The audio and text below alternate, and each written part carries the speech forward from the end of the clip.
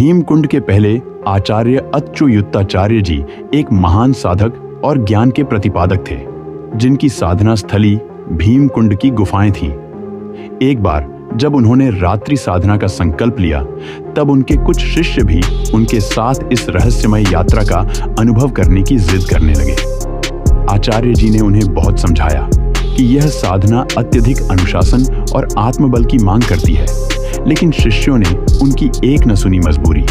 बस वे उन्हें साथ ले जाने को तैयार हो गए। गुफा में प्रवेश करते समय आचार्य जी ने शिष्यों को चेतावनी दी कि गुफाएं दिव्य और रहस्यमयी हैं, जहां भय और अस्थिरता का कोई स्थान नहीं है।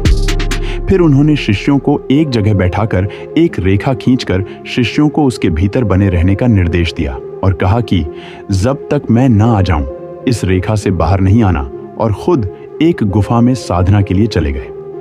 रात्रि के पहले पहर के दौरान हिंसक जानवरों का आने का तांता लग गया, जिसे देखकर शिष्य काफी भयभीत और डर गए। हालांकि शिष्य सुरक्षित रहे, क्योंकि वे रेखा के भीतर थे। रात्रि के दूसरे पहर में राक्षस, प्रेत और अन्य अलौकिक शक्तियां वहां प्रकट हुईं, जिन्हें देखकर शिष्य थर थर कांप रहे थे और भगवान से प्रार्थना कर रहे थे कि आज हमें बचा लो, अब हम ऐसी गलती कभी नहीं करेंगे।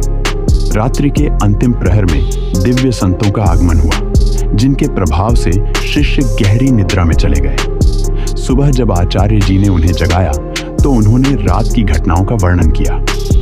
आचार्य जी ने मुस्कुराते हुए बताया कि भीमकुंड की रात्रि साधना में अद्भुत रहस्य छिपे हैं, जो केवल साधना में प्रवीण व्यक्ति ही अनुभव कर सकते हैं। उन्होंने बताया कि मकर संक्रांति को छोड़ डालकर कोई भी सामान्य व्यक्ति यहाँ रात्रि व्यतीत नहीं कर सकता।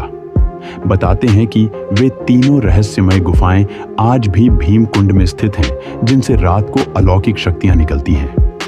इसी प्रकार की और रोचक जानकारी पाने के लिए हम चलें चैनल और फेसबुक पेज को सब्सक्राइब करें।